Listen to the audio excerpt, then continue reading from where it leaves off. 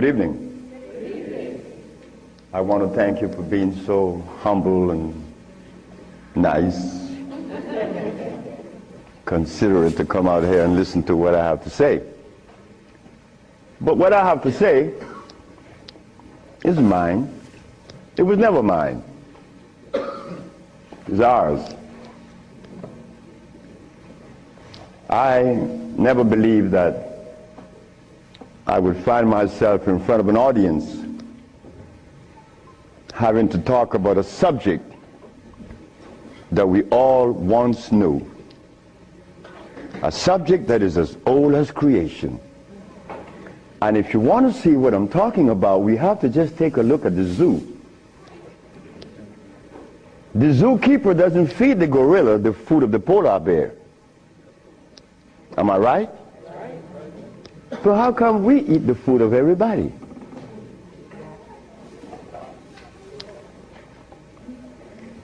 We'll begin this lecture by letting you know, first of all, I'm your brother. No more, no less than you. I can't be smarter than you. That's impossible. We have the same amount of brain cells. So how was I privileged to be navigated to this information? I don't know. I don't even question myself. I just like to live. As a little boy, I hated school. That is the truth. I didn't go to school. I didn't like school. I didn't like to comb my hair. I didn't like a whole lot of things. I didn't like money. I was 12 years of age. I was Seventh-day Adventist. Corby Brown. We left that afternoon from the church. It was the 13th Sabbath. I said, Kirby, how did you like the lecture? I didn't. I said, why you didn't, Kirby? Because they talk about Solomon. I want money. I said, Kirby, but when you have wisdom, you have everything. Well, I don't know what wisdom is now, nor then, but I knew that money was not my pursuit. Kirby said, I want money. We were 12 years of age, 1945. I'm 73 years of age now. In 1994, a young man by the name of Tom Flowers came to me and said, guess who is coming tomorrow? I said, who? Kirby Brown. I said, well, if I remember correctly, Kirby said when we were 12 that he wanted money. I hope he made millions of dollars. I don't have any millions. I don't even have $1,000. But you don't. But that's okay. I live.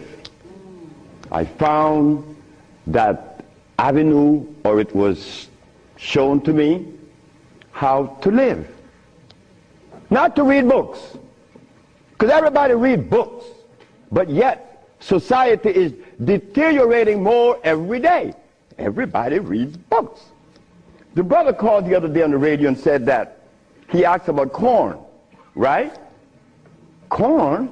He read books. He said that the text, the Kemetic text showed him that corn is good. Well, he better examine his text. Because corn was made by man.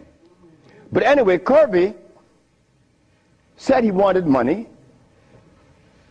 That was a Thursday. Tom Flowers said, Kirby is coming tomorrow. So I said, well, if Kirby didn't make his millions, I'm going to remind him that we are alive. We are alive. Kirby didn't arrive. Kirby would never arrive. They had to take axe to chop the hotel door down. Kirby died of a heart attack. Kirby weighed 390 pounds. Kirby wanted money. He became a cab driver in New York. I didn't want any money. I didn't want it then nor now.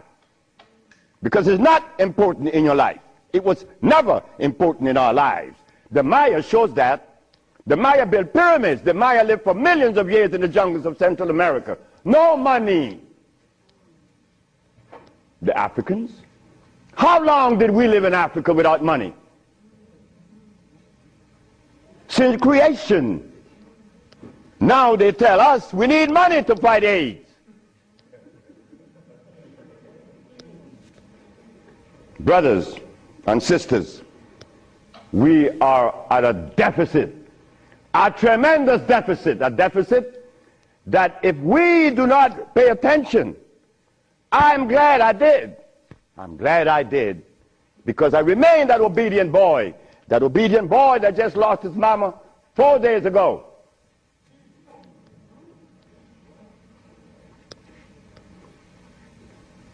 I listen. I listen. But to listen, you can't have a philosophy in your head. If you have a philosophy in your head, you cannot listen to anyone. I was there. I was a Seventh-day Adventist. I listened to no one but those things that came from the church. Well, if I was to listen to the church today, the Seventh-day Adventists, I'd be eating tofu. I'll be sick. You see? I'll be eating tofu. If I had gone to school, I would have become a medical scientist. I wouldn't have been able to cure AIDS, because they do not. They don't cure AIDS. If I had listened to all of the philosophies of Europe, I would have never been able to find the answer to the cure of diseases. But today, I'm going to share with you the African wisdom, the African brain, the African genesis, the African resonance, something that was never taught to us in the schools. Well, why should we expect the school to teach us something that would enhance our growth and save our lives? Why should the school teach you that? When in history has there ever been examples to show that one race of people is indebted to another? That has never been. Then you tell me that the white man is a bigot. The white man was never a bigot. He was never a discriminator. The white man is a person that obeys the first law of nature. Self-preservation is the first law of nature. So the white man, whenever he proceeds to preserve his race, and we sit back and say he's a bigot, it's only because we have lost it and we don't even know how to get ourselves out of this mess. I'm one of them. I'm you standing here. But one day, it was to be that your brother would be shown something that would change the profile of things. I left my country, where I was born then. In 1953 to New Orleans, I became a merchant seaman. I was 20 years of age. As a merchant seaman, I became an engineer 5 years later. I'm a steam engineer. Don't ask me how I did that, because that's going to baffle you, because I've never been to school, and I don't read books. I don't read books now, nobody's book. I'm not even going to read my own.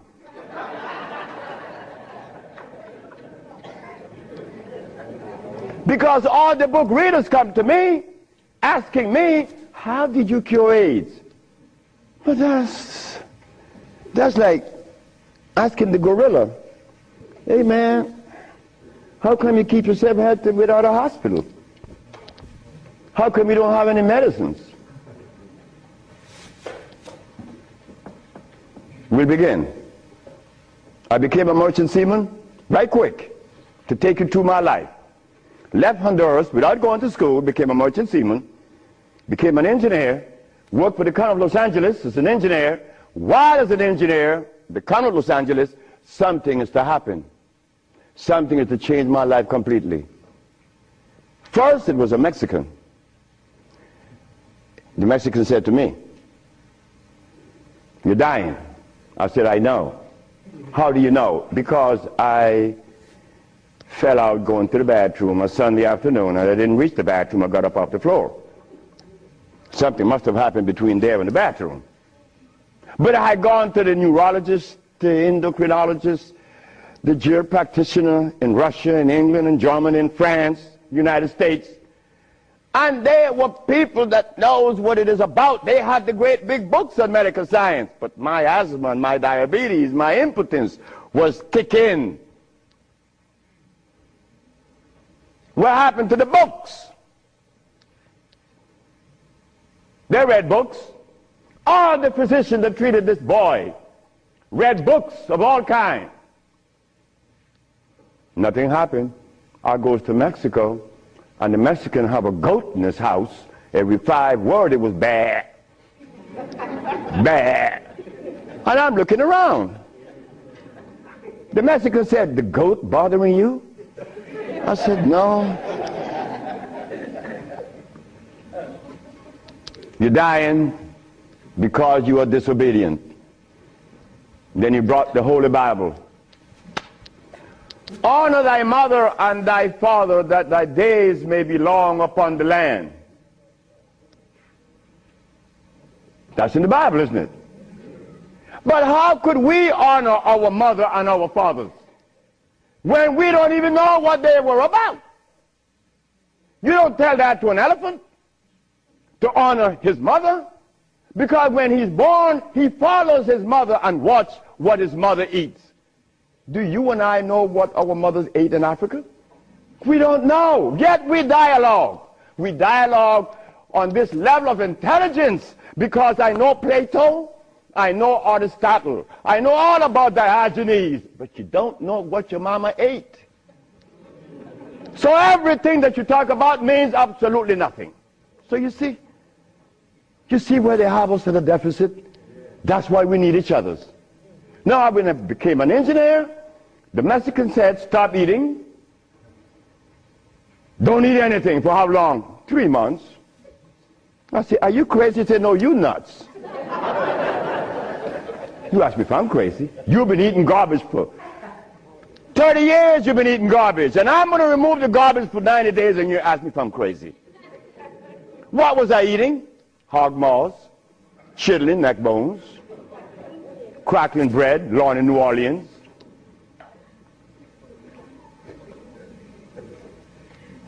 Eggs, because the grown-ups told me when my penis wasn't getting hard, eat eggs, drink raw eggs. And I did, by the dozens. And nothing happened. The Mexican said, "Don't worry about it, don't eat."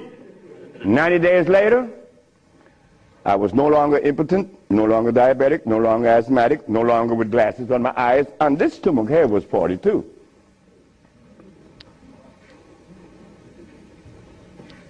What happened to the science that the physicians were using, medical science? It didn't work, isn't it? But it worked with me. The herbs work with me. This Bible says,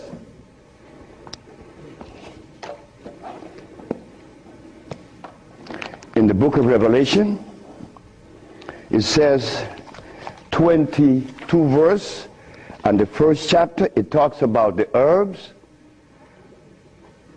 for medicine. Am I right? Well, ladies and gentlemen, what could have happened to us that when my brother, who was a preacher for 30 years, was sick, and instead of going to God's medicine, he went to the physician to get a chemical in his arm. My brother died 21 years ago. I'm not a preacher. I would never be a preacher. I told that to my mother. She wanted me to be the preacher. I said, "No, no, no, no, no, no. That would be the last thing that I would consider." She said, "Why?"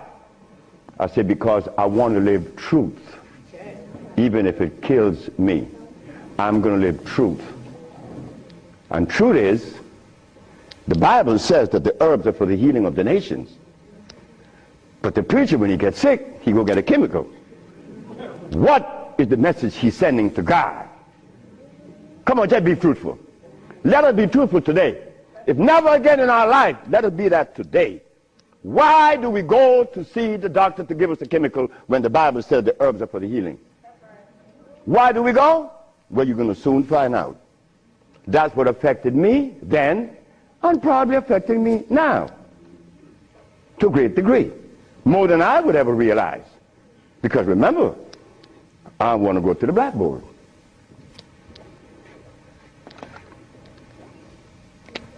Roughly speaking, Africa. Way overhead, we put America.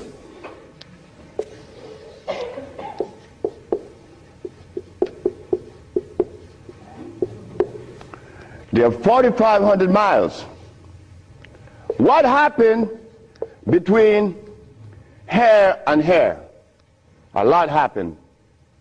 You see, when we were here, without the mathematics, without the ABC, without the sciences, when we were here, we had something to our advantage that we no longer have here.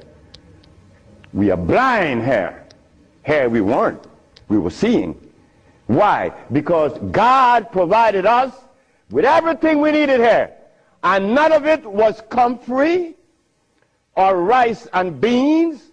There were no tofu. There were no soy there. There were no cows. And there were no hogs, no chicken. There were no flour. Those things didn't come from Africa. You see, rice and beans and flour and cheese and meat and the starch that you eat, they all came from right here, from a laboratory.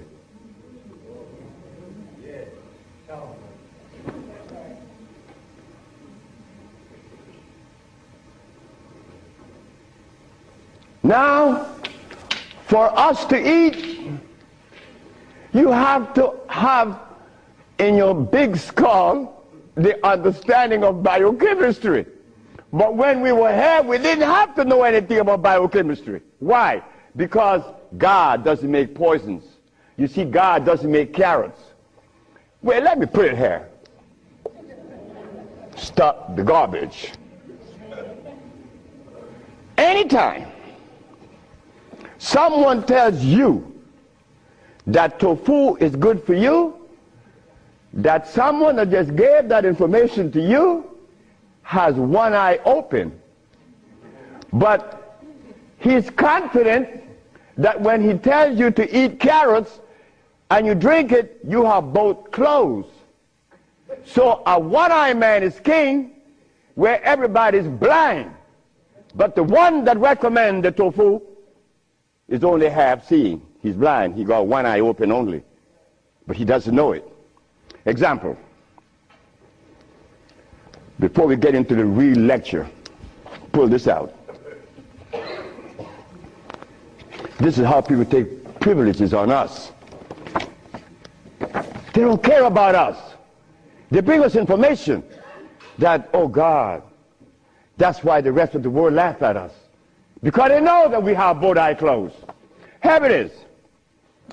Moringa. Moringa has 23 times the iron in spinach. Spinach has iron? No, because spinach, let me take my time because there's a whole lot of information. I don't want to jog it up. Anything that has a pH of 7 plus is alkali. Anything that has less, 5, 4, 3, 2, 1, is acid.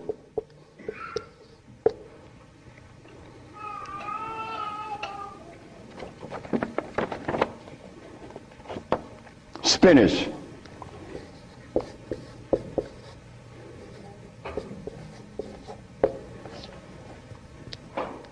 Acid.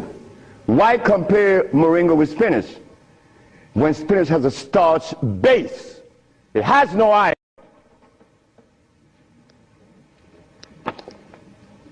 7 times the calcium in milk. Milk has calcium. Well, I stopped drinking milk 42 years ago, and I could fall on my knees. You drink milk with moringa, because they said to mix it with milk and some pages hair, you're not going to fall on your knees at 73. You're going to leave your knees down there. 11 times vitamin A that you find in carrots. Carrots has vitamin A. Carrots belongs on the acid side of life.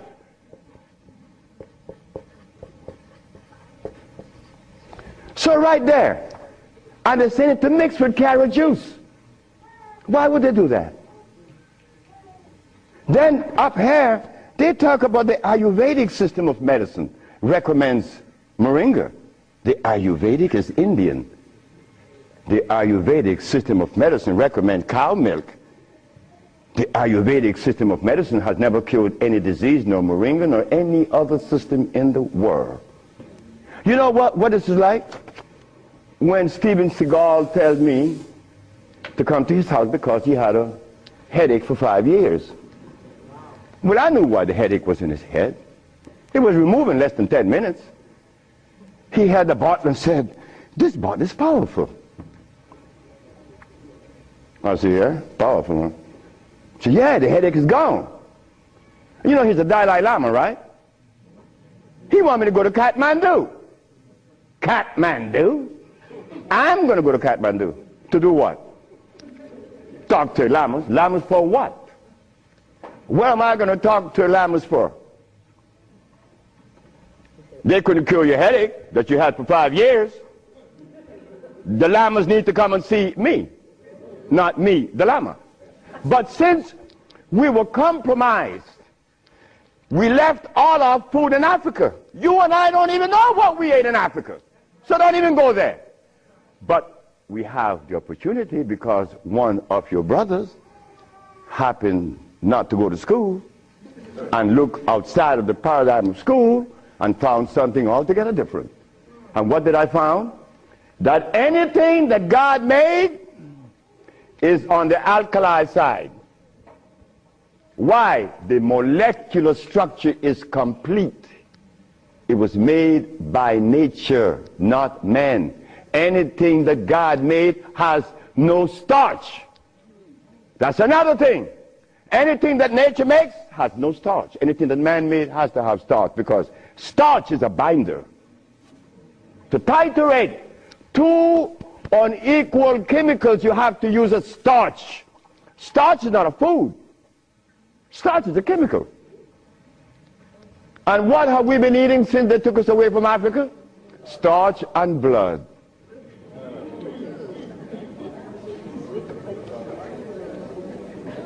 Starch and blood. We didn't eat blood in Africa. Gorilla doesn't eat blood. He eats leaves and berries. But gorillas are sane. They listen to each other, and they have a society well put together.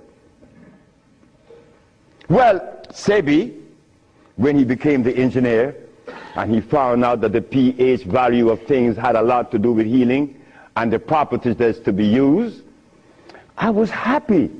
I used to run home. Guess what I found? I found that the herb that everybody's talking about is acid, and everybody's using it. What herb is that? Comfrey. She said, what? I said, yes, it's on the acid side. And so is rose hips, enchirecia. What about golden seal? That's right, golden seal was made. It's like the stick that you put in your mouth. They call what? What they call it? The chew stick. What they call it? Liquid stick. Everybody have liquid stick in the mouth, right? But liquid stick was made. It has 50 times more sugar than does sugar itself. It has glycerinic acid. You see, we didn't have to study biochemistry in Africa because everything we had there was on the alkali side, so we could eat anything. But when they brought us here, you know, put some clothes on now. And after they put the clothes on you, come here, boy, you got to get in front of this classroom. You have to learn this ABC stuff. But hold it now. Gorilla doesn't take the cubs to be trained by polar bears. Gorillas train her own cubs. The gorilla way. But no, you and I, our parents couldn't do better. They had to take us to the school because they wanted to save us, you know, protect us, because that's mother. Mother doesn't want child to suffer. So mother was shown that if child didn't go to school, they'd be illiterate, and the society is made up where you must go to school if you want to buy a Mercedes. But in our society, school, what you mean by school? We don't have such animal. We build things. And those who've been to school can't even build the pyramids today. Not in Honduras, not to mention the pyramids in Mexico. They're 4 times the size of the pyramids in Egypt. Oh yes. I know Ben joking and didn't talk about that. But that's okay. Because he need help like I need help. We all need help. So the school that we thought was going to be so equitable, so useful, has become a deterrent. Because those that have been to school doesn't cure anything. How did I learn and I didn't go to school? Easy. You know, we baby-aged kids, we don't die. Right? We do it. I'm not wiser than you. I may be more mischievous than you. I know that because I do some mischievousness that you would not believe. But anyway, as an engineer, I went to work one night and I began to test herbs. And I began to see that all the herbs that you guys are using are acid, every single last one of them, except for burdock, yellow dock. They're natural herbs. And the other one, which is the red clover, that's a natural herb. You know, they're alkali. They're very good. So I began by compounding herbs from all over the world. And lo and behold, a blind man was killed named Mr. Fredericks. Then the Japanese, Fred Takashita's wife, was killed of endometriosis. She had a baby. She was never supposed to have a baby. It's a white lady from Utah. My boss brought his daughter and his brother with ulcers. They were killed. The boss came to me one afternoon and said, "So you're going to leave me?" I said, "Yep." He said, "You're going to leave me? On your resume, you said that you didn't go to school. And the only reason why I hired you is that I was curious to find out how could a man have an engineer license, never been to school. I wanted you to fail. But instead, you did something that is extraordinary. Are all black people like you?" I say, "Brett Howell," his name is Brett Howell. "Are all black people like me?" I say, "I'm the dumbest." "Yes, they're all like me and more powerful than me." "Well, how come they're not doing what you're doing? You killed the blind man. You killed my daughter's ulcers. Could they do that?" I said, "They could do it better than you, than me. But why aren't they doing it? Because they're afraid of you. I'm not afraid of God. I'm not afraid of the devil. I'm not afraid of anything, especially you. Because I don't live in fear." So I say, "Brett Howell, the black man of America is afraid of you white people because you guys made him afraid of you. And you should not feel good about that. It's not about me hating white people, loving black or hating black. It's about understanding. Nobody's going to help us but us. Nobody in this world, whether white, black, Chinese, or Arab, could help us it's impossible for them to help us. Why? Because they don't know us. They don't have our genetic predisposition. Look, as a Christian, I used to eat pork. Of course I eat pork, and I love it. But as a Muslim, I eat lamb, which is 10 times worse than pork.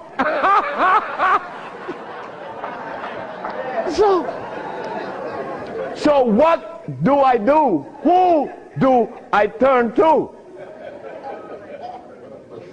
So after I quit my job, the boss said, wait just a minute, because I think you're crazy. You're leaving your job as a steam engineer in 1980, when herbs in 1980, I'm making $2,900 a month. I'm going to leave my job with 10 years seniority to come after some herb that you didn't like. Why did I do this? I had to do it. It wasn't that I could see that far. I can't see beyond my nose. Talk about years ahead. But I had to quit my job. And I had to question myself, why am I doing this? But I did. And 1980, the boss is looking at TV, 1987, on the 10th day of February, and he see CNN, Alfredo Bowman, a.k.a. Dr. Sebi, is arrested for practicing medicine without a license, selling product approved by the FDA, and claiming to cure AIDS and other diseases, which is a fraudulent claim. The boss saw that. The boss' wife is in the bathroom because he told me the story himself. He called her out, come and see the man that's arrested. If he says he cure AIDS, I know he cure AIDS, because Bret Howard knew that I would never compromise myself to a lie. When I talk, I know what I said is not true, but I also know that in America, you could also be dead right.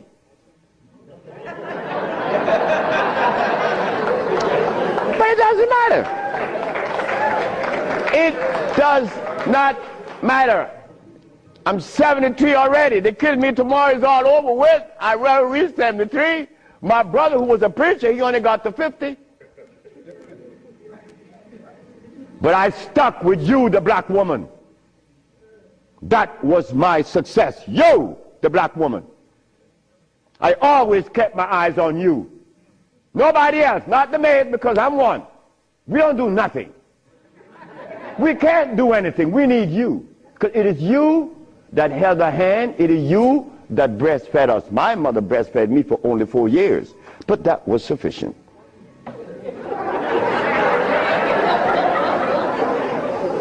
In 1962, two statements was made in a barbershop.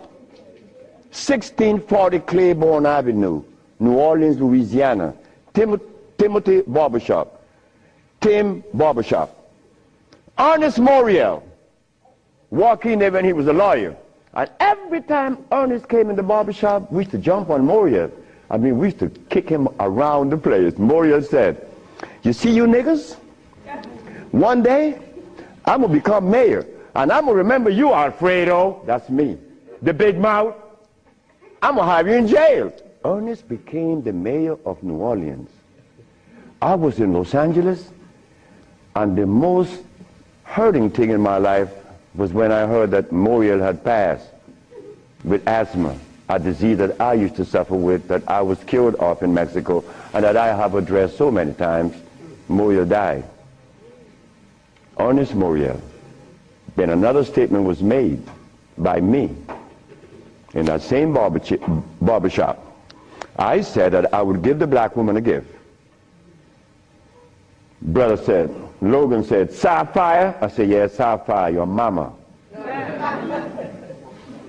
I said, she was the first, you came out of her, she held your hand, she teach you everything about the basic things of life, and then she cut you loose. Now she worth nothing, she's sapphire.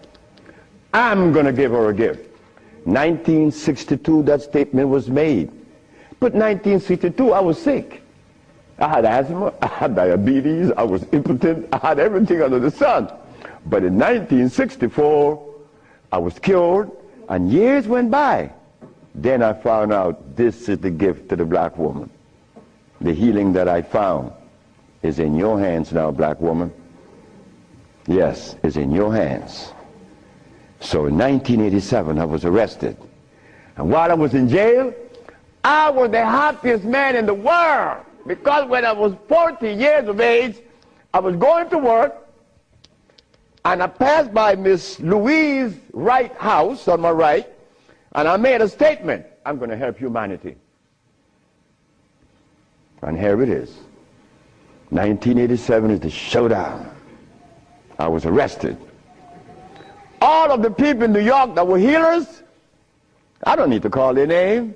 They said, yeah. They got the big mouth. They were angry with me because I put an ad in the Village Voice and the Amsterdam News and the New York Post.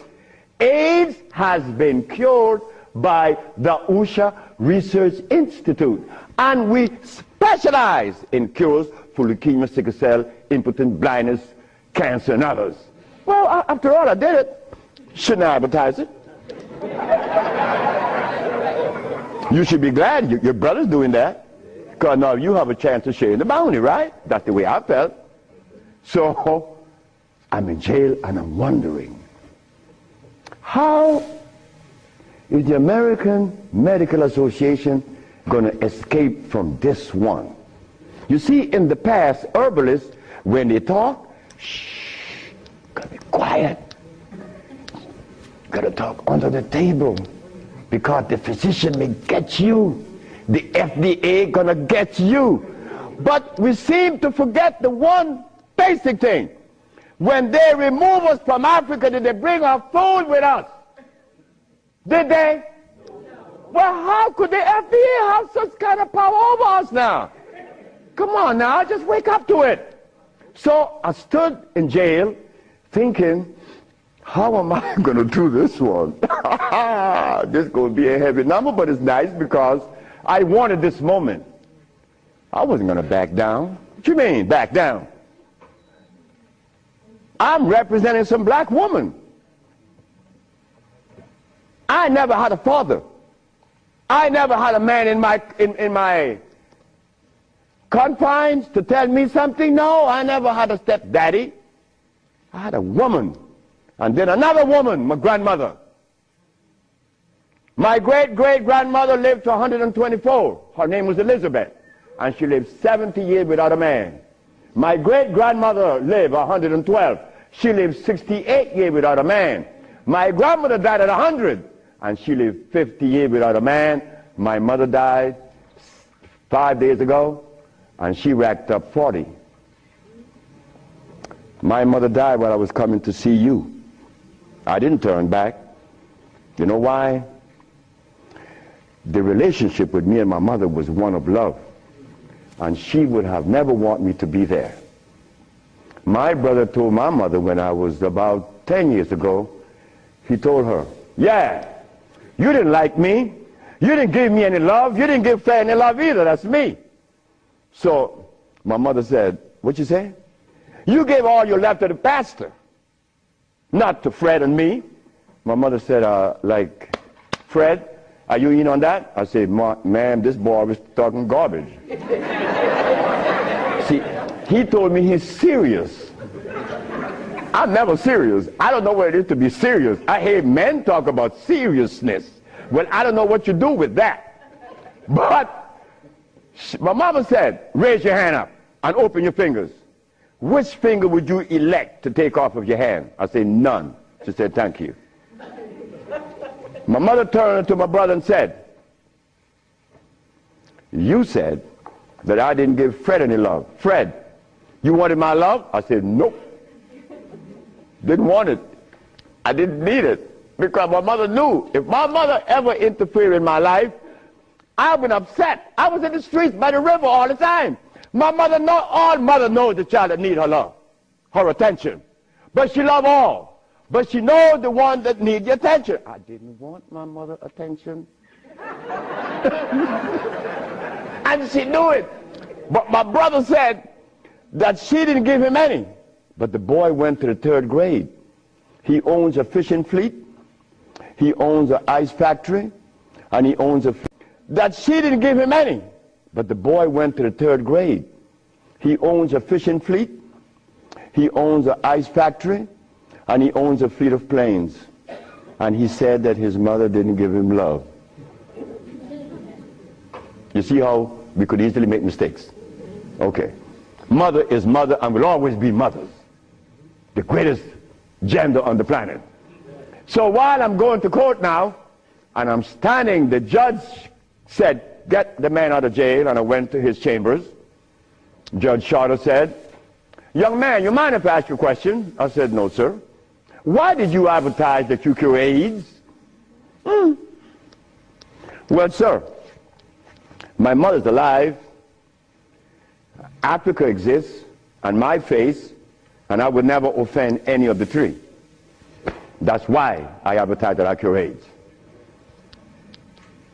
He turned to the woman at the desk and said to her, ask her, did you investigate this man before you arrest him?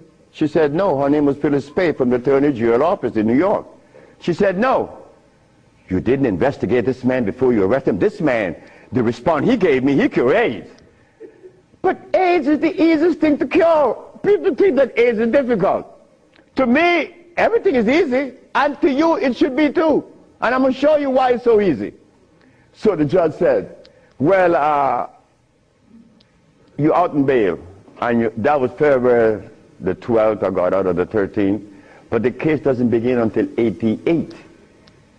September. I have a year and 8 months. Why the judge gave me so much time, I would never understand. So I waited. Trial date. This is where the showdown with black and white. Not better or worse. We are not better than any white man or Chinese, no. We just happen to be different. That difference has never been treated by any religion or philosophy. There is a difference that needs to be understood. So while I went into court, the judge said, well, Dr. Sebi, will you please begin? Where do I begin? Begin where you say you cure AIDS and the physicians say there's no cure. The physicians are 100% right. There is no cure for AIDS or any other disease. The judge said, just a minute. There's a contradiction here. The newspaper says that you cure AIDS. Then you agreeing with the physicians. That's a contradiction. No, it's not. When you're limited, it is. But when you live out the box, it isn't. She said, help me. She said, of course. The physician take the position that there is no cure for AIDS or any other disease, and the physician are 100% right, according to their philosophy and their perspective. Their medicine didn't show them a cure. So how could they say that there is a cure? But the perspective that prepared me, there is cure for AIDS and every other disease. Oh my God, when I said that, the physician jumped up. Your Honor, Dr. Victor Herbert said, Your Honor, what other perspective could there be? After all, you know, this patent on us, the FDA has a patent on us. You cannot talk. The FDA talk, you shut up. Oh yeah? Well, I'm going to find out. So, the judge said, what perspective is yours? Dr. Victor Herbert, Dr. Bonanno, and Dr. Christopher said, how could there be another? I said, there is another, Your Honor. And what is the other? The African bioelectric cell food. I've never heard of such a thing. That's what the physician said. He had never heard of the African bioelectric cell food. I said, of course. But we have to remind the good physician that he have not heard of a whole lot of other things. But that doesn't deny the existence of the African biomineral electric cell food. What is it? Okay. The allopathic claim that there are multiple diseases. The African biomineral balance negate that position. There's only one disease, never been two. The allopathic claim that to treat the multiple disease you must use a chemical, which is violating God. Right? The African biobalance said no.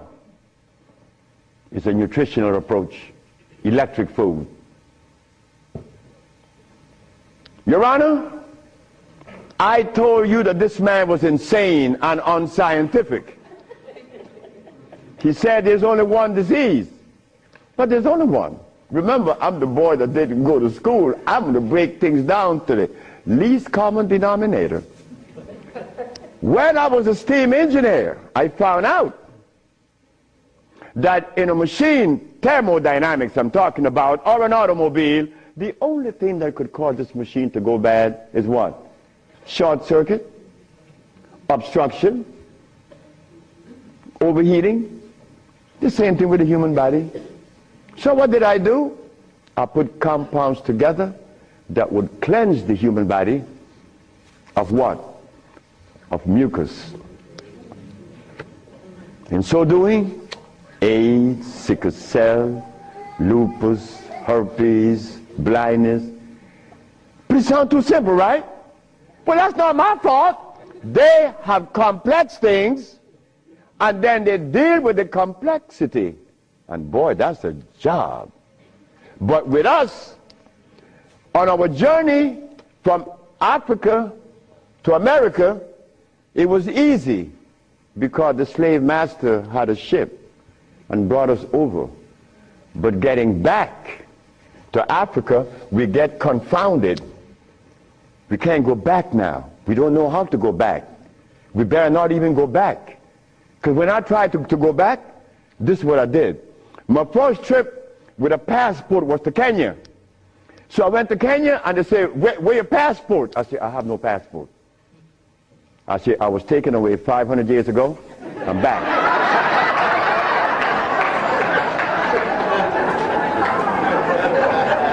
When I left, I didn't have any passport. So why are you asking for a passport now? Is a passport African? Put him one side. They put me one side and sent me back out. But you think that was bad? That was a bad way. May I have that? I go to Africa. I go with my wife and I said, well, boy, I'm happy. Girl, we're going to liberate Africa. We're going to do something for mother country. I go and I saw Dr. Parinyatwa in Zimbabwe. I said, Dr. Parinyatwa, I think your problems are over with. Not only Zimbabwe, all of Africa. Here is Hospital Vicente di Antoni, is an Italian hospital. Department of Blood and Laboratories. Oswald Zavala, HIV positive on the 25th of November of 1993. 17th of January of 1994, HIV negative.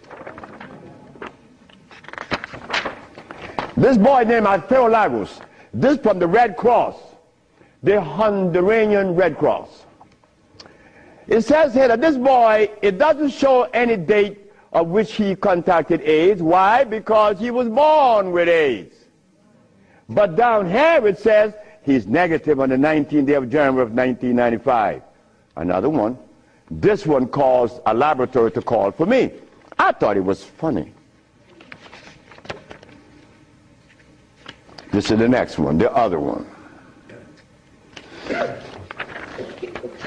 His name is Alex Suarez.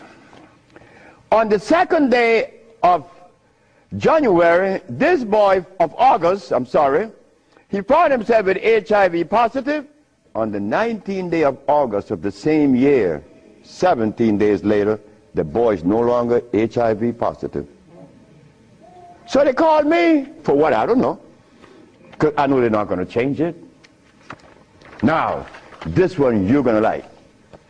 This one is from the San Diego Public Health Laboratories. It says here that this man has a HIV-1 RNA 26,205. The boy was supposed to be dead at 25, right? Just go to the other page. 6 months later, he's less than 400. He was killed at 15. So anybody want to read it? Because I could be lying, because that's the way we think. But here it is. No, that's possible. I could be lying. Here, young lady. So, curing AIDS, brother and sister, look, that's the easiest thing for niggas to do. We could do more than that. Curing AIDS, to them is big thing. To us, it's nothing. You understand? But now, here is where this little culprit comes in. Where did I put it? The blood. Nope, no good. Here it is.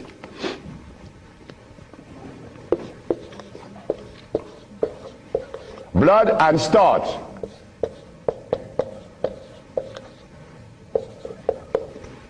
Blood and starch. Blood and starch is going to prevent you from doing what the ants does for each other. Ants, when it's getting ready to rain, you know what they do? All the black ants, they begin to do what? Cut the leaves and take them to their little nests. Ants doesn't eat leaves. They eat the mycelia that grows on the leaves with the temperature. They are farmers, but they provide when it rains. Red ants does the same. But we black people, we can't do that. Because when your brother showed the world that he cured AIDS, why didn't the African countries jump on it? All the African people eat is blood and starch, nothing else. But that is the Africa that you and I dream about. The Africa that we want to save. The Africa that we all love. I found out that there is no president in Africa that is interested in the cure for AIDS. Not one. No, I'm sorry. Only one. I'm not going to name the country because I may jeopardize the country. Because the one thing I learned, that when you begin to talk favorable about a country or individual, they're going to soon get him. That is a fact. So I cannot talk about the country that said to Dr. Sebi, Dr. Sebi, whenever you want to return to Africa and begin this new empire, you have 5,000 acres of land and 6 hot springs. I don't need anything else. Hot springs? 5 hot springs with 5,000 acres of land? We could grow food. We could make the best dress. I said, sir, I am not going to come to your country unless I'm able to grow marijuana. He said, marijuana? He said, wait just a minute. He said, I can't do that. I said, well, the compounds I've been giving your nephew that was autistic, that now is talking, was marijuana. And as for you is concerned, when I came here, you weren't walking. You were dying. Now you're running up the steps in the presidency. Yes, marijuana. That's a God's product. That's not cigarettes. You see what happened? My brother used to smoke cigarettes, but my brother didn't know that the tobacco that he was smoking was artificial. God didn't make that. But marijuana, God did make that. So it must have been a good reason why I was told in school that everything God made is good. Well, I know that. I live that. And I always will smoke it for as long as I live. Why? Because I have that right. I have that right. It's not everybody that uses it, from autism to arthritis, is cured, because everything that God made is good. So as I go to Africa, all happy, I came back with my tail between my legs, because ain't happening. It ain't gonna happen. They're not interested in that. But the one thing I noticed today and yesterday, and you may have heard it, President Clinton and Sanjay Gupta, they found the end of AIDS. How could they find the end of AIDS when they have not found the end of diabetes, the end for sickle cell, the end for any disease? But they're going to tell us that they're going to bypass these lesser diseases and jump on the major one, and they got the cure for it.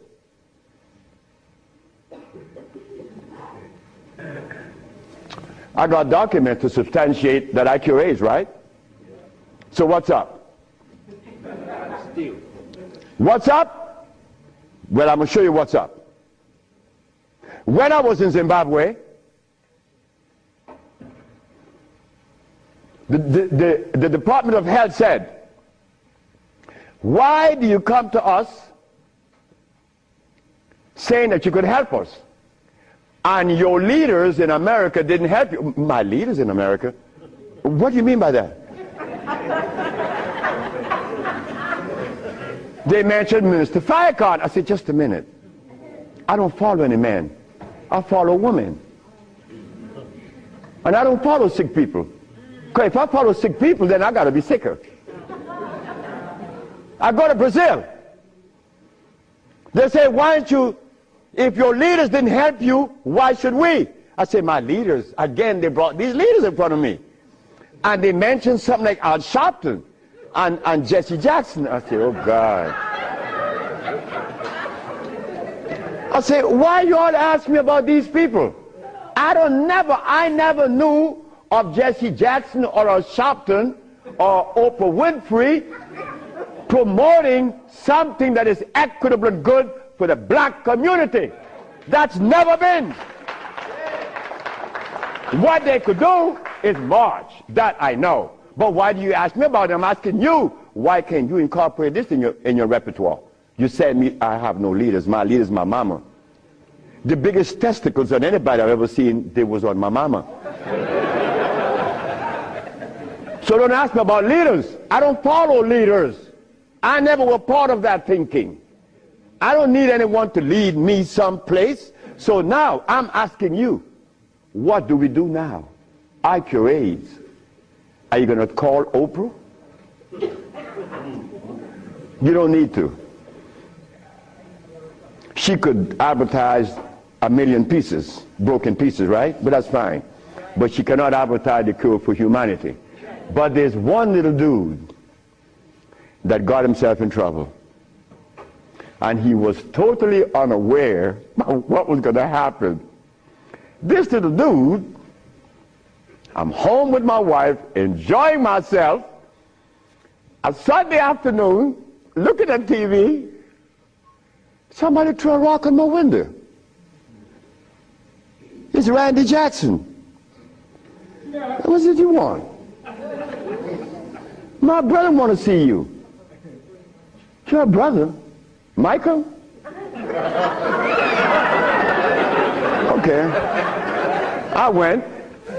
Well, he's sick as hell. Well, I treated him, and he got cured. He saw it, and he was encouraged to take me to the Rayburn building on Capitol Hill. Oh, my God. This is going to really confound you. Michael Jackson took me to the Rayburn building on Capitol Hill on the 31st day of March? April. No, of March. March. It was March. 31st day of March of 2004. I said, why are you taking me there? Because you cure AIDS. I said, but what makes you think that they are interested in that? What makes you think that the world is interested? I don't care if it's any country in the world, they are not interested. Especially Africa. They were never interested. AIDS isn't killing Africa. Hepatitis C is killing Africa. All of West Africa is red line for hepatitis C. you talking about? But they're Muslims. So they have to eat the Muslim food, which is goats and lamb.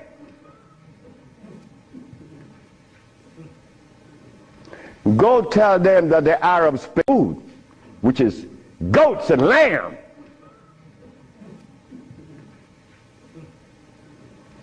Go tell them that the Arabs played a trick on their brain. You cannot do that. Me,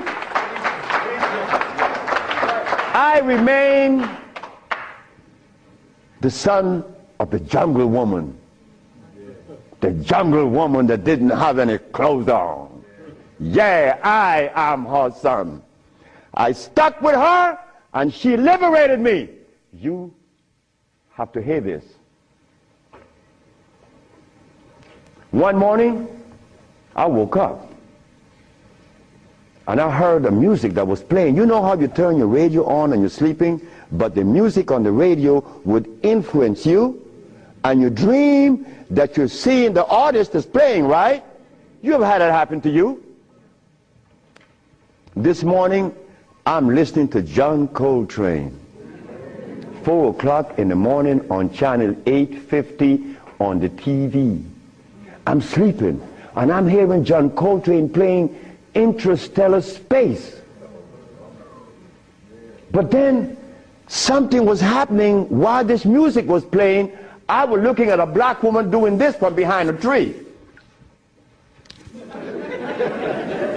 I woke up, and I didn't know how to interpret that dream. But then I was leaving that morning for Los Angeles. As I got to the airport, the governor was there. The governor said, "That's him. That's the man that cured Alcida of leukemia. That's the man I'm talking about." The governor had a lot of people around him. So I went. I was leaving for Los Angeles. He was leaving for the capital. He didn't know that we were going to meet that morning. So they was talking to me and asking me questions. Finally, 2 men that were standing away from me, they were white men from the United States. They came up to me and said, "Well, we have heard of your miracle cures." I said, "Sir, I don't even know what a miracle is, especially perform one. I just happen to cure leukemia. That's not a miracle. To you it may be. Because your school of thought have you to believe that curing these diseases is one great big feat. No, it's simple common sense. I'm an African. Now this is where the naked women are going to come out. They said to me, "We have heard of your miracle cures, but have you been saved?" You see? Right there, I consider that an imposition. Why do you take the liberty to believe that I'm one of those that have accepted your philosophy that I have to be saved? I say, from what? The man politely answered and said, "From your sins, of course." I said, "Wait just a minute." I said, "You know, man, while you guys were standing over there, I said," and I looked at you both, and I said, "Two very intelligent young men. But now I have to question that." He said, "Why?"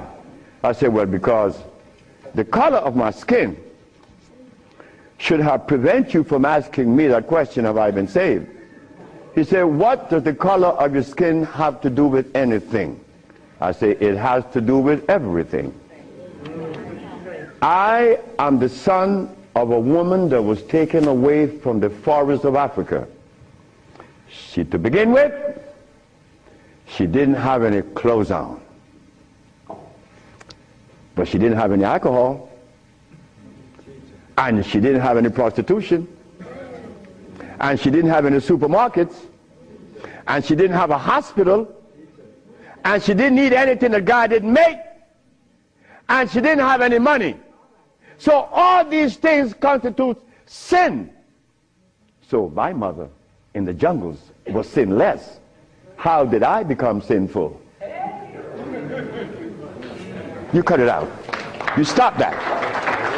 We have to begin to change our diet, because this diet here of blood and starch is all we eat.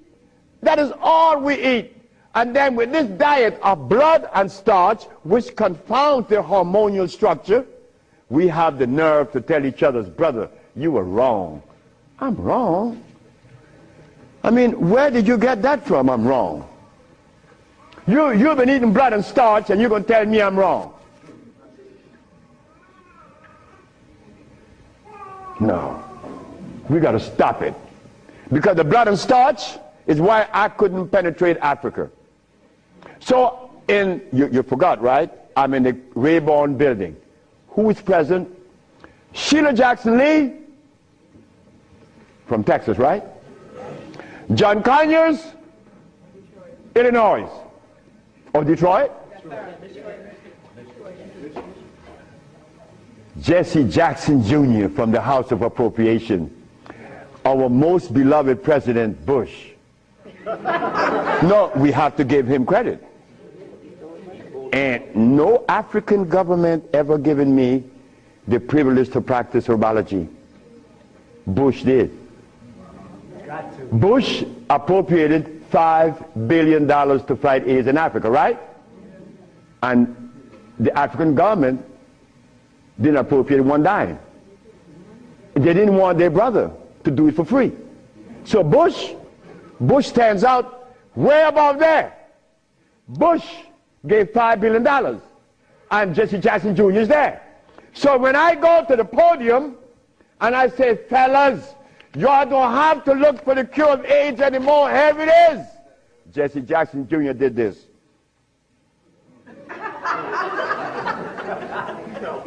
I said, I'm going to talk about this. I have to write about this in my book.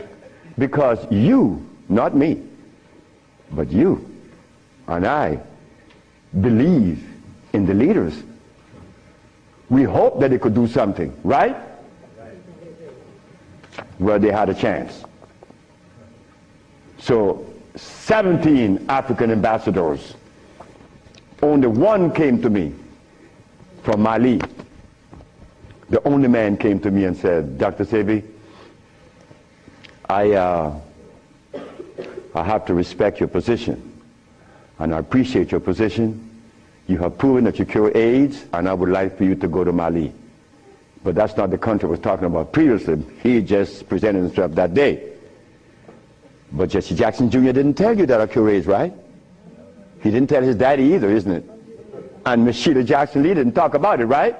And so did John Conyers. So who gives a damn? You see? But that's good. That's good. We don't need leaders, isn't it? So we're going to do it. Because we're doing it now. Because those black women I'm talking about, there's one sitting there. They are going to tell the world we cure AIDS. But last night, Clinton and Sanjay Gupta is on CNN talking about the end of AIDS. How about the end of sickle cell? How about the end of lupus? How about the end of herpes? How about the end of blindness? They didn't find those, but they find the end of AIDS. How is that possible? Are we going to buy that too? Are we going to let them continue to say that there's no cure for AIDS when your brother's curing it? So we are guilty. We are the one that's guilty, not the leaders, because they're sick. All the leaders are sick. You can look at them and tell they're sick. So we have to forget about the leaders, right? So which animal in the forest follows a male? None, right? They all follow females. So how did we begin to follow males? I mean, that was the most, look, the one thing I wanted in my life was a woman laying by me as my significant other or my wife,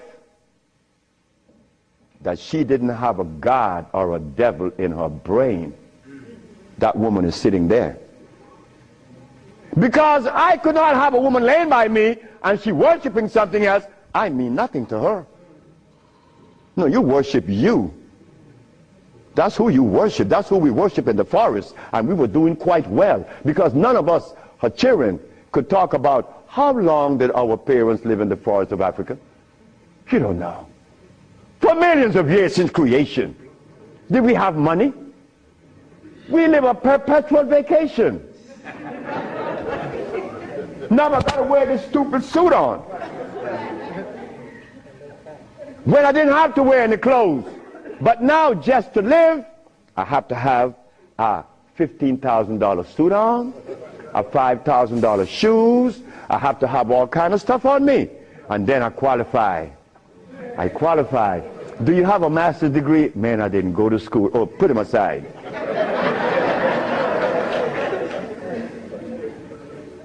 So in essence, there's no one on this planet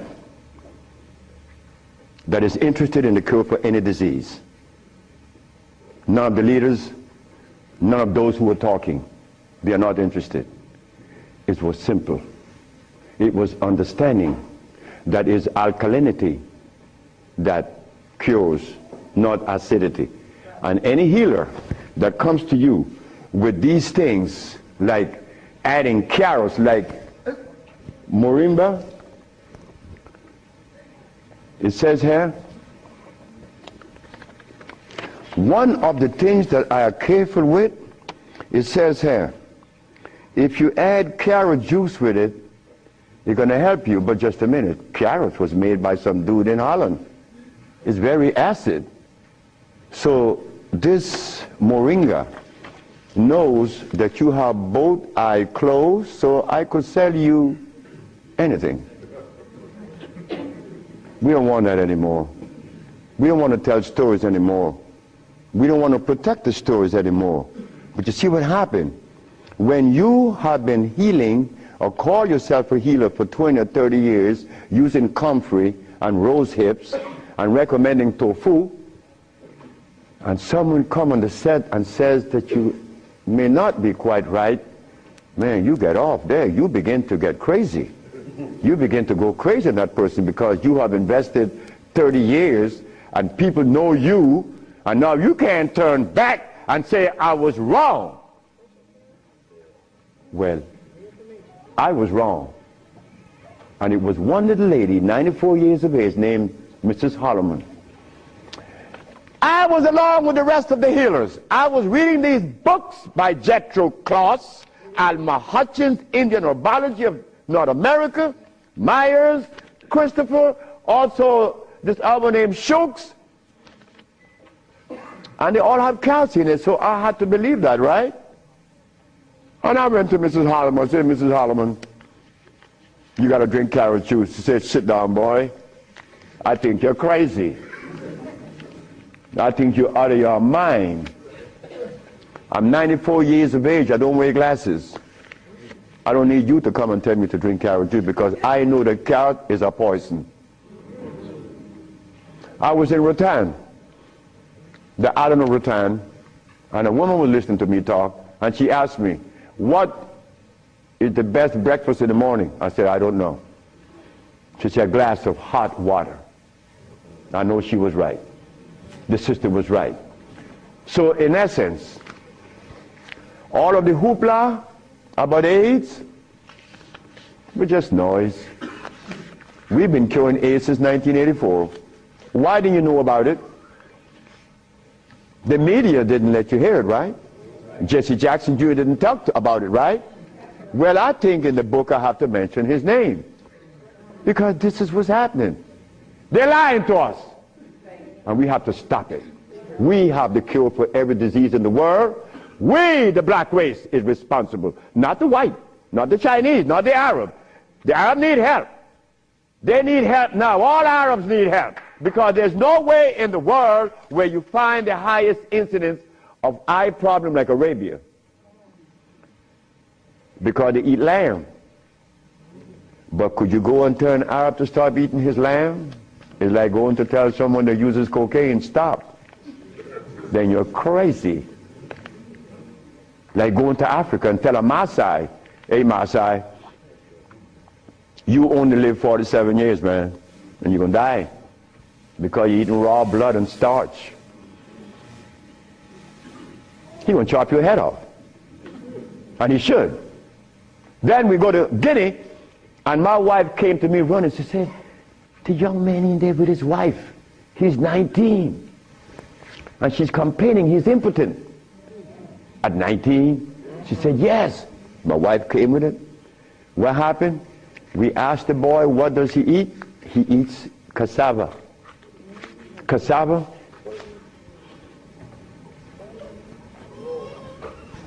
We say raw? Yes. Go to Guinea. It's a what? Cassava.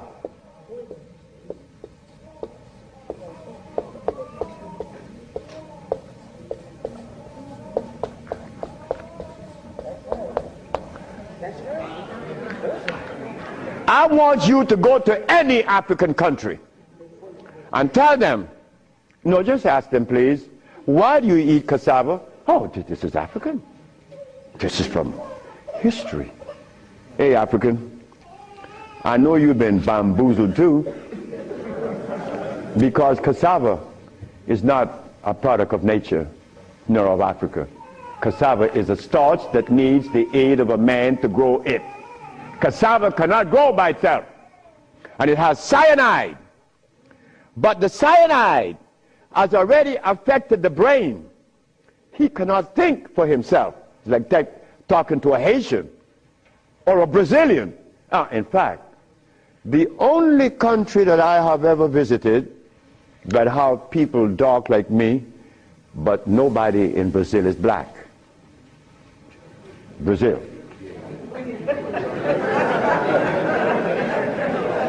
If you go and research the census of Brazil, you will never find a black person in Brazil. Everybody is white.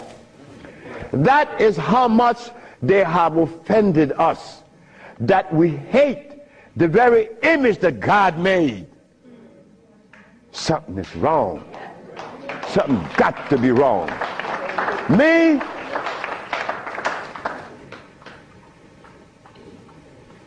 I was a very good Christian, and a very good Muslim, a very good Buddha.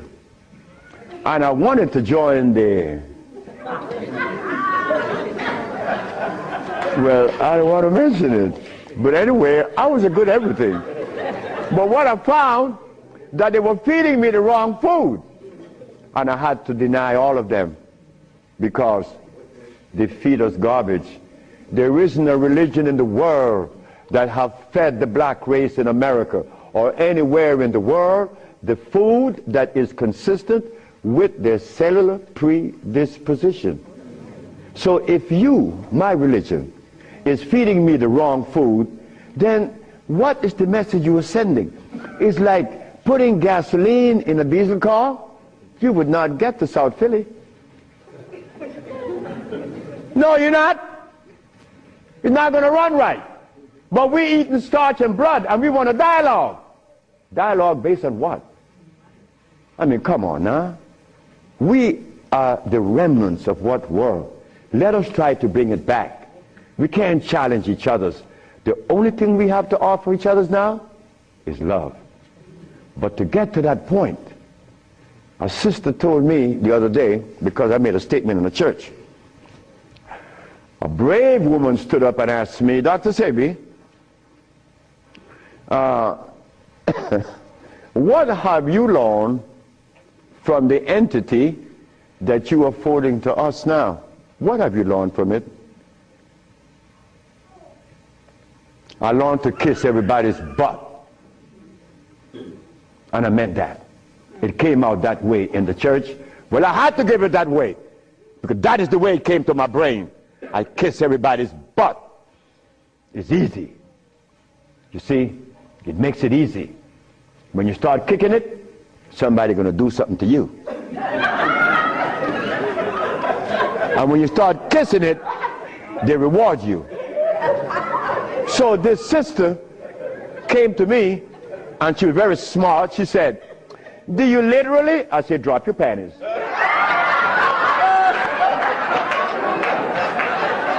Well, I came out of a woman's vagina, I could kiss her rear end. That's easy, isn't it? Is it easy?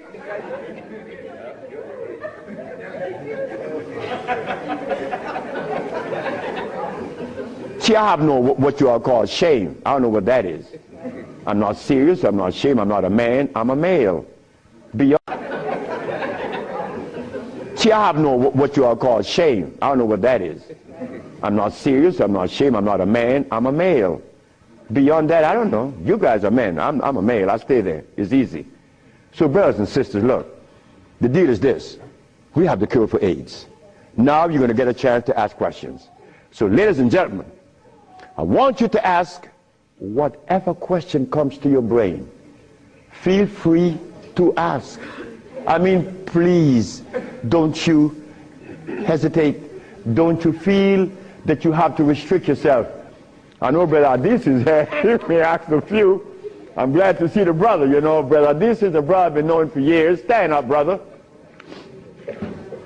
When I saw the brother the other day, I was very encouraged because the brother looks good. Yes, sir. I appreciate the brother. The brother looks good. The brother, I remember him on Sultan and Kwasi in New York. I would hope that Kwasi would come. And a bunch of other brothers. It was a bunch of us brothers. We were in love. New York was, look, we were in love. There was a love that we used to share that was so nice, so warm. But none of us, or all of us, understood that we couldn't follow anybody. Because if you start following one, you have to dislike the other group.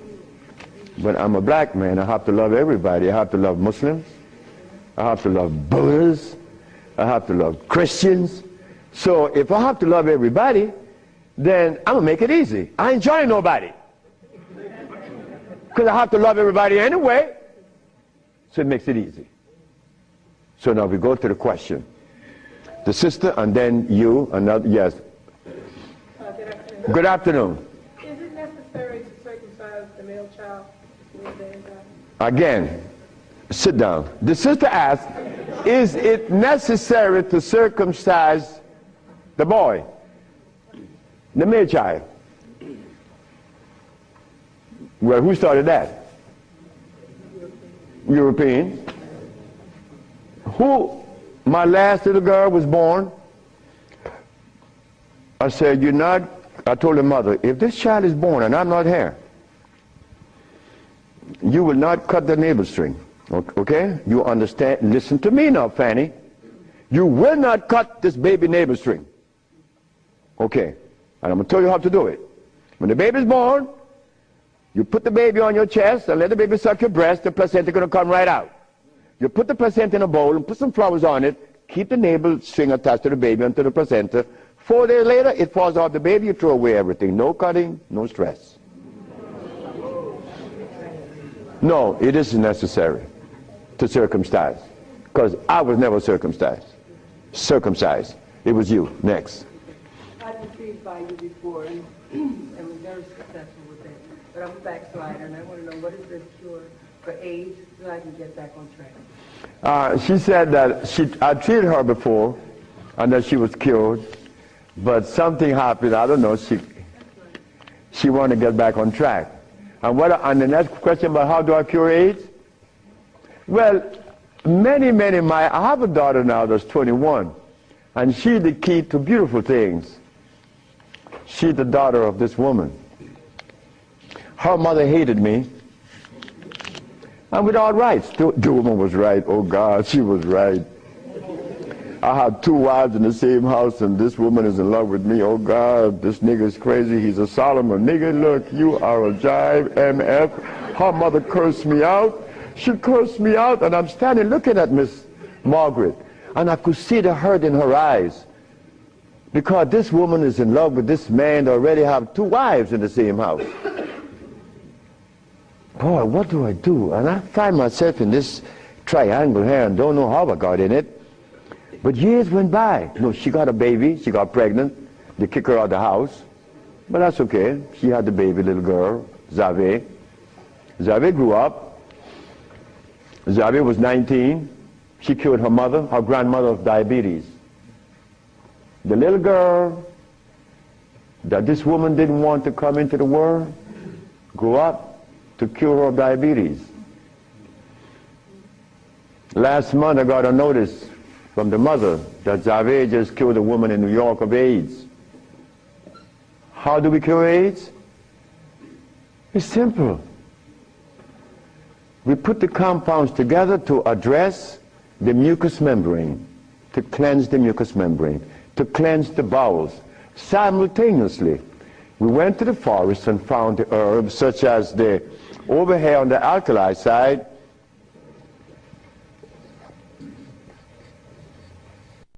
sarsaparilla is an herb that has the highest concentrate of iron.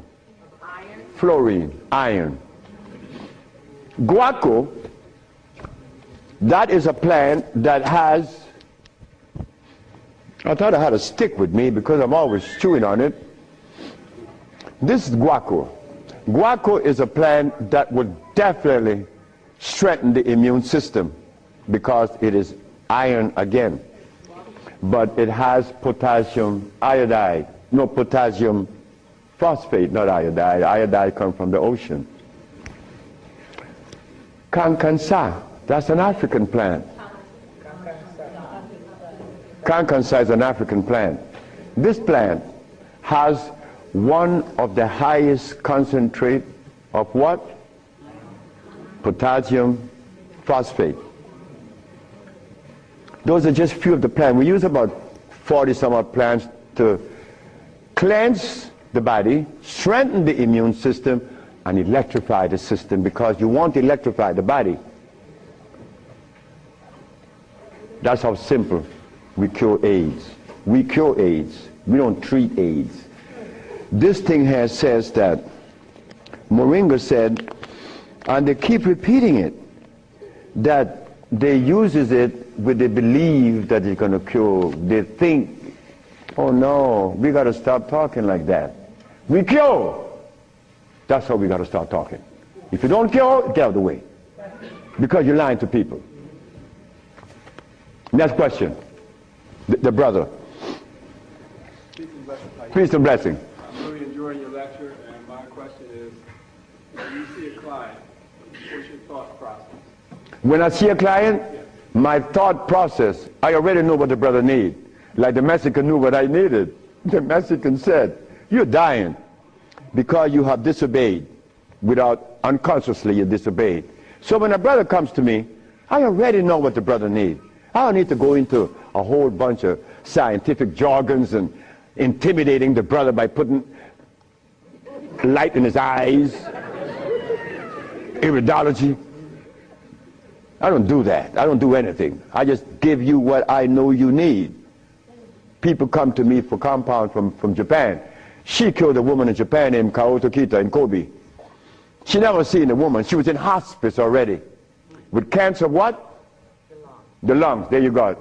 Cancer of the lungs in hospice. She never seen a woman. In a month time, she's vacationing in Hawaii. Okay, there you got it. Yes. Harder than you. Yes, the sister.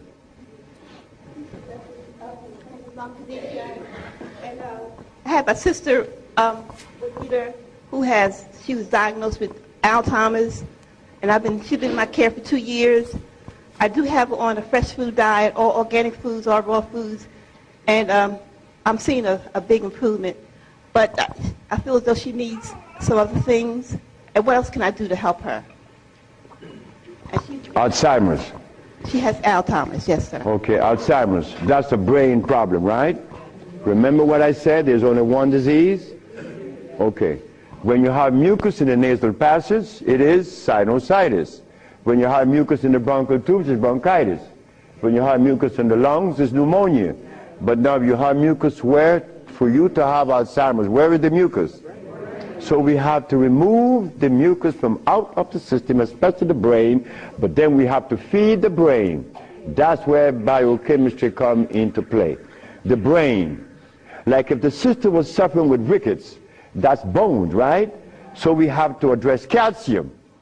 If she had leukemia, it would be blood, that's iron. But now she has Alzheimer's. She has mucus in the brain, which prevents the brain from receiving what? Oxygen. Now, what is the brain composed of? Copper and carbon.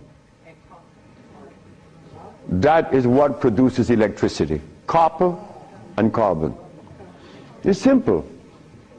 Copper and carbon produces electricity. You go to an electrical plant, and all you're going to see is a big wheel turning, and it's copper. But against the wheel are these carbon brushes, and the friction of the carbon and the copper produces the resonance they call electricity. Electricity is not fire, it is vibration. But when you short circuit it, it's become fire. So yes, we do have, but she must go to Honduras. What is her age approximately? What? She's 66 years old. Oh, she's young. She's young. She's very young. She could go to Honduras, and it would be fast. Why Honduras? Like sister went to Honduras with her husband, Linda, Richie, and her husband. She will see the improvement in days. Like the woman went down with a goiter. Like the brother went down there with his stiff leg, and in 3 days he was running up the hill. And he could not believe it. Like, this is where a name comes to mind. And I want you all to remember this, because this is a woman that we all love and we all respect. A brother was taken to Honduras, to the village. You see, the thermal waters in the village has a pH of 8.9. One of the highest attainable pH in waters is found in Honduras and in Africa. Thermal waters, that is. The little boy named Shelby, he has AIDS. He has Kaposi sarcoma. All the black spots on his body. The boy went to the thermal bath 1 day, 2 days, 3 days, 4 days. The boy came out of the bathroom screaming. The black spots were gone. His mother and my wife Ma'a were very close friends. Ma'a told Malakia, take Shelby to Honduras. On the 4th day, he's doing good. How long is Shelby going to stay there? 1 month. I said, 1 month, he's cured. On the 4th day, the sore disappeared, right? On the 10th day, he tell his mama, I want my passport. She said, for what? I want to go back to Los Angeles. Dr. Sebi says that you have to stay here a month. He said, bitch, did you hear me? That is what we, mothers and fathers, get from our children today because of those hamburgers. It wasn't Shelby's fault. It wasn't that child's fault. That child went back to Los Angeles and began to use crack and died about 2 months later. But Malakia is telling the sister that you all know very well about the incident. Present was Oprah Winfrey, and she said, she was telling the story to her aunt, which is Maya Angelou. Well, I'm nobody. I'm nobody anywhere in the world. I just happen to cure AIDS, but that means absolutely nothing. My son told me I messed up. I should have been a boxer in cracking people's jaws. I get millions of dollars. But the crack jaw come to you and they pay you pennies. So you are nobody, daddy. In this world of today, curing AIDS or any disease means absolutely nothing. I am not a famous person. I'm insignificant. So Miss Oprah Winfrey said, well, if he's that good, how come I haven't heard of him? Well,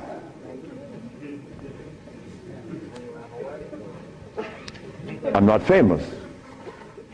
Oprah Oprah. It's white. Oh.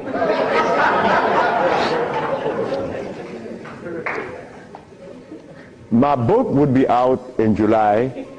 I know she's not going to advertise it, although she suffered embarrassment with 1 million broken pieces. But that's okay. We have to remember the blood and starch. So when you go home,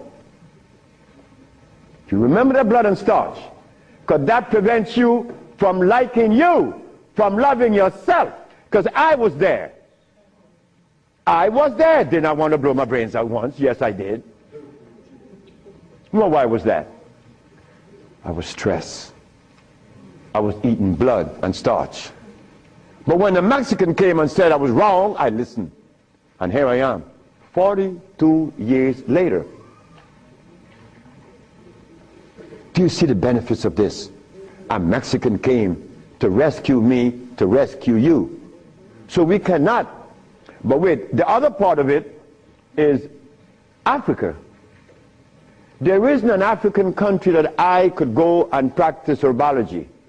But why did Bush, who all of us think, or most of us think the man is bad, how come I could practice herbology in the United States?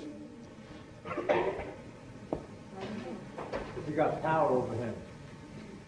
That's why. I don't have any power. No, I don't. Because I don't even know what power is. I just know what's mine. That's all. I know what's mine and what's yours, what's ours. So what's ours, when the Supreme Court said, the FDA said, you are not supposed to sell these products. Exhibit A. The FDA said, what? That I'm not supposed to sell my products? Well, maybe the FDA knows the food that is consistent with the African cellular predisposition. Because when they removed us from Africa, they didn't bring our food with us. Maybe the FDA knows about these foods. Could you tell us, please, Mr. FDA? But when the FDA talks, we get scared. Scared of what? They're not God. You understand me? No, I don't have any power over nobody. I don't want that. If you know what I like to do, you will know I don't want any power. the brother in the back. Hepatitis C. Yes, sir. Mr. Charles Fisher. Who is Charles Fisher? He was the manager for LL Cool J. That was my second case of hepatitis C. Yes. What is hepatitis C? The liver has been stressed. Right. Beyond.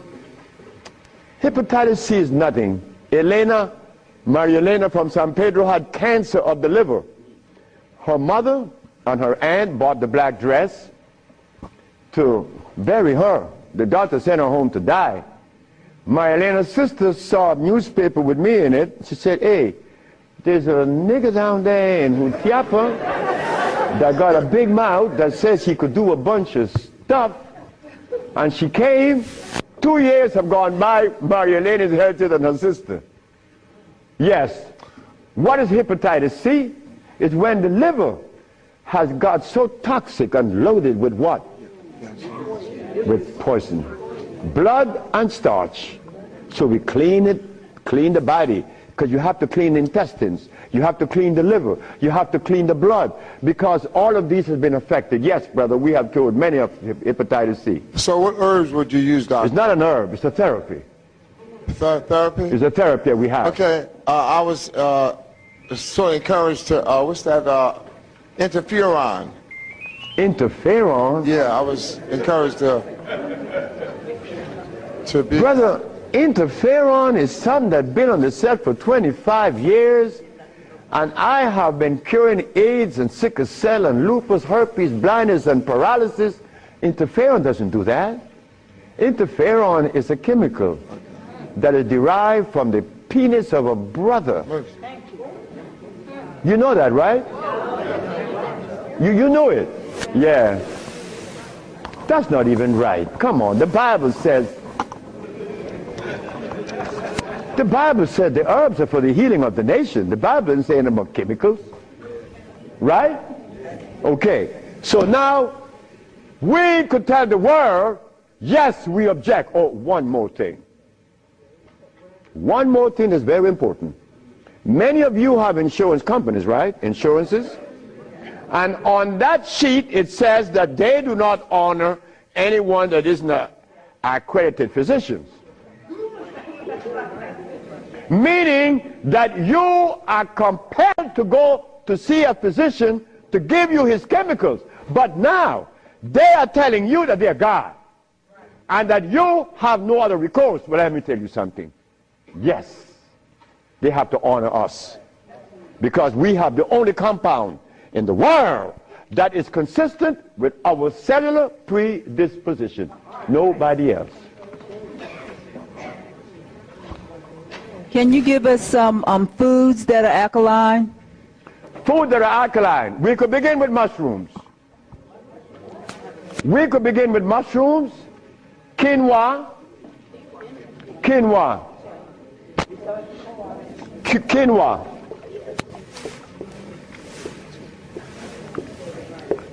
amaranth,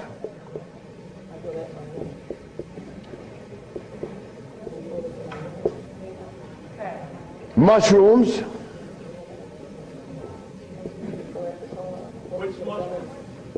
portobello, crimini, also oyster mushrooms. Many people are of the opinion that oyster mushrooms or mushrooms are fungus. What is a fungus? A fungus is something that grows on you and eats things up. Mushrooms are the product of mycelia. This is a network that nourishes. I have cured many diseases, psychological problems, with the Stropharia cubensis. So let me tell you something. Mushrooms are very good. They're high in potassium. Yes. And then the next, wait.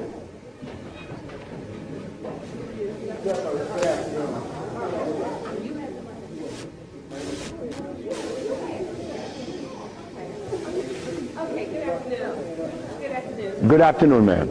I know the blood and the starches, two of the things you said that we should get rid of. I'm working really hard. I've gotten rid of the blood. I'm having a hard time with the starch. I just needed an idea of some things too. To substitute. Yeah, substitute. Well, and one more question, water. I do the distill, but I hear a lot about, you know, drink spring, drink distill, which I do the distill a lot. Okay. About the starches, you could eat quinoa or amaranth. And also spelt. You could buy the spelt pasta. Spelt. You could buy spelt. I eat a lot of spelt. And you know something?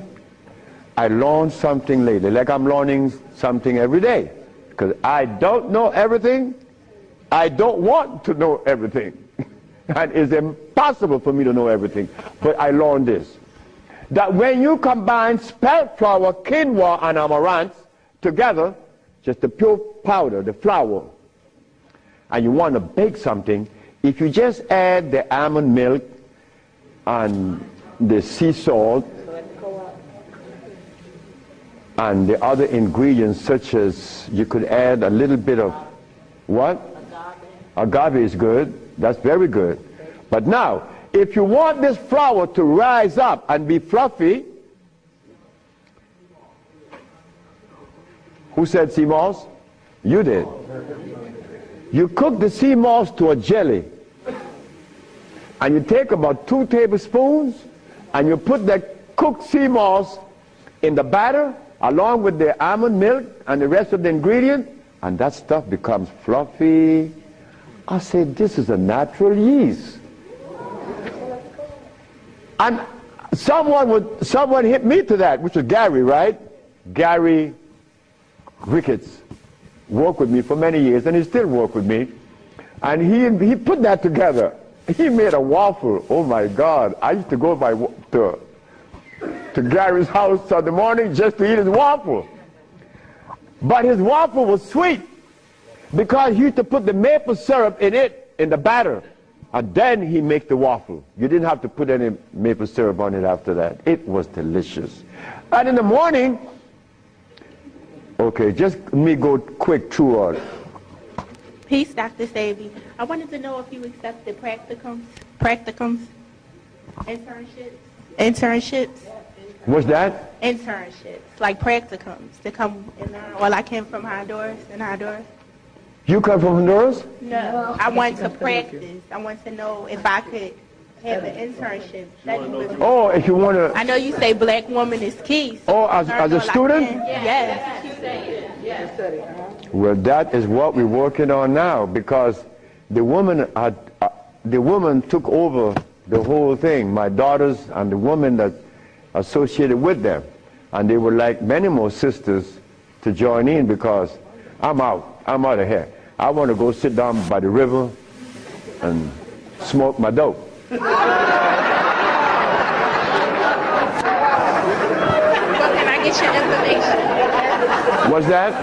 Can I get your information? So wait, the sisters, give her your number, because she's the one that's in charge of that, and I'm quite sure that she's going to consider you. Okay. Wait, the brother is deciding. Hi. Thank you for coming. Yes. My name is Justine, and what I want to know is, how do you get rid of fear? How to get rid of fear? Yes, fear. Ha ha! There ain't a nigga in the world as scared as me. And you want me to tell you how to get rid of fear. But you know something about fear? Fear.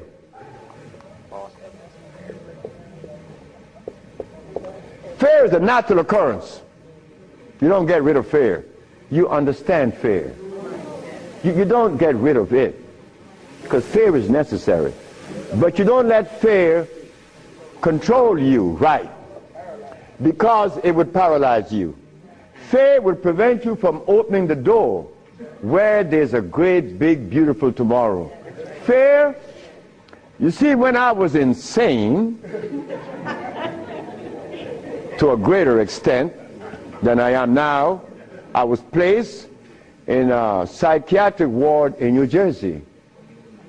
And they were right. But what they didn't know, that I was aware that I was sick.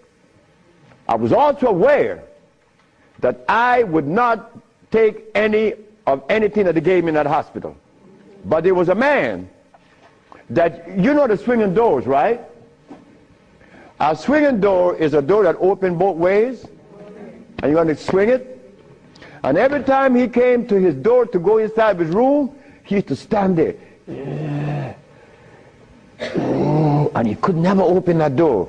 I used to go by and swing the door, and he'd go in and say, "Thank you, man." Why couldn't he open that door? Fear.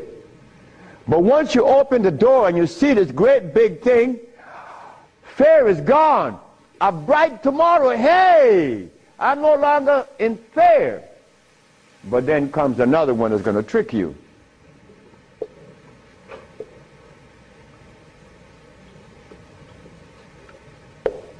What that surety? Is E? All right. Surety. Surety make you do this. Yeah, I'm bad now, but there could be a quicksand there, and you're gone. So you learn that when you conquer fear, then you walk, but you test carefully. And if you conquer surety, then you go into the other one. And this one I'm going to really trick you. Power. Power gives you a freedom to execute, but not to violate. Because if you violate, even though you're in power, they will kill you. They did that to Nicolae Ceausescu, right? In Czechoslovakia. Because Nicolae Ceausescu wanted everyone to stop eating meat. Because he knew. But you don't change people overnight. They killed the man. Because he imposed some other laws on them that were cruel. He used to kill them too. So power has to be understood, not to be misused. Then if you survive power, then you get the last one that's going to get you.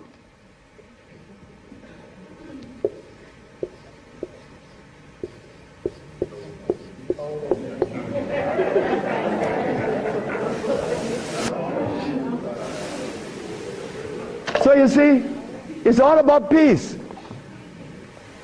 I'm happy that I'm 73 years of age and that I'm happy, but I have to thank the Mexican. But when I go around my brother's 73, are you all right? I say, Marcel, that's the only one alive now. My age. I say, you asking me if I'm all right? No, man, I'm not all right. He's coughing. He got these back pains and stuff.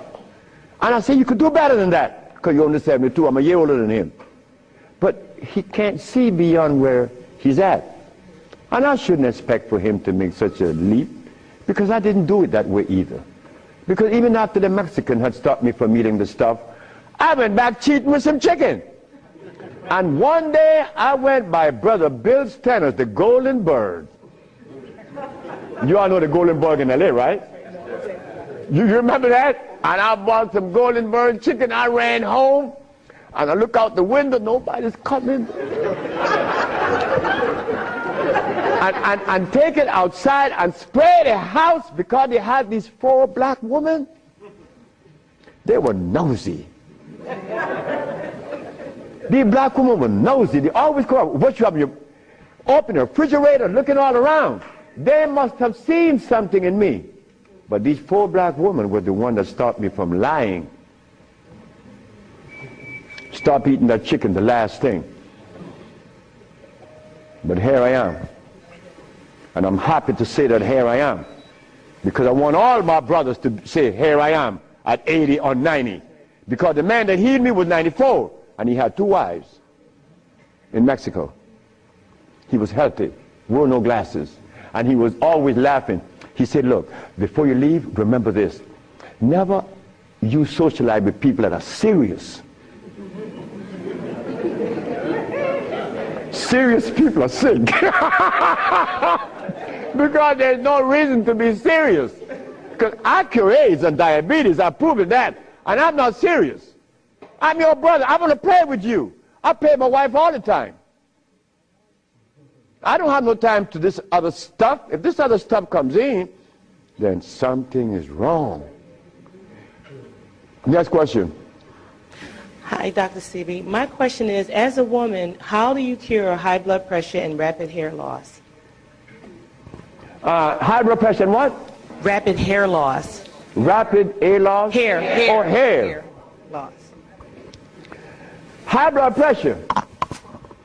High blood pressure is easy. Just stop eating. Where we have the product to remove the pressure immediately. People go down to Honduras, and in less than 3 days, the pressure's down. The man just came from Caymans. That's right, Caymans. Grand Caymans. He came down with high blood pressure, diabetes, and impotent. A young brother, 52. 3 days later, man, my pressure is down. Dr. Sebi, my pressure is down. I say, yes, I know that. What's the problem there? Why are you so amazed? 5 days later, my sugar is gone. I don't have no more sugar. And then, on the 10th day, he come with his girlfriend telling me. I like to see that. Because I was impotent. And this old folks in Honduras was telling me to drink eggs and wine and meat, cheese, butter. And the Mexicans say, you're crazy. Stop eating, and you can get all the sex you want. Stop eating, and it happened. So brothers, if you're in trouble, stop eating. And there's a product outside, they call it Viento. Brother, I don't care how much in deficit you are, you will be out in less than 24 hours. I know. I have to be abreast with that because my wife is 20 years younger than me. I can't allow this woman to get ahead of me. You understand? And she looks good and she's youthful. So I have to maintain energy. And I want all of you brothers to understand that that stuff that we eat, wait. Just draw this for you, that we will see what it is I'm talking about. Because this is important.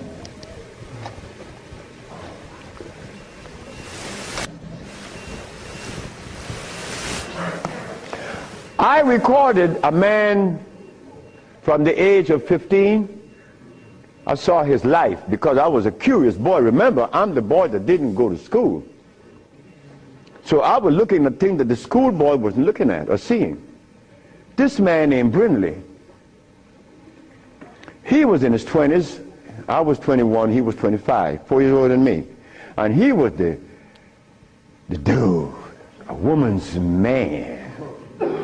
But when I was in my 40s and I went back to Honduras, Brindley was 46, I was 41. And Brindley was like, yeah, man. Yeah. Yeah. His wife gone. She's a seamstress. She's gone a long time. But when he was young, he had every woman in the world. I said, Brindley, what happened? Man, you know, I'm old now. I said, hey, nigga, you're 46. I'm 41. There again, what is old? What is old? Old is when you get to my age. 73, nigga, you old. Sure, I'm old. If I had a big belly on me, and I wore these glasses, and I was hooked up to a machine, and no woman want an old sick man beside her. So brothers, look, stop eating blood. Because when you get to my age, you want to be healthy. You want to be playing with her, right? Sure you do. Why not? She's your companion. You want to play and laugh with this woman. Brindley couldn't. Why? You see, this stuff right here.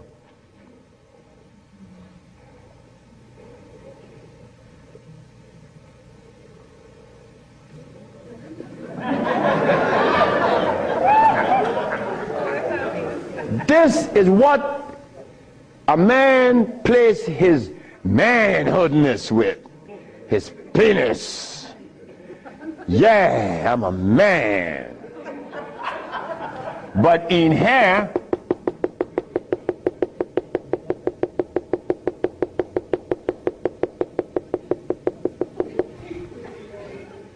to keep this penis erected, these little orifices, they call veins and the rest, has to be opened for the blood to flow, or else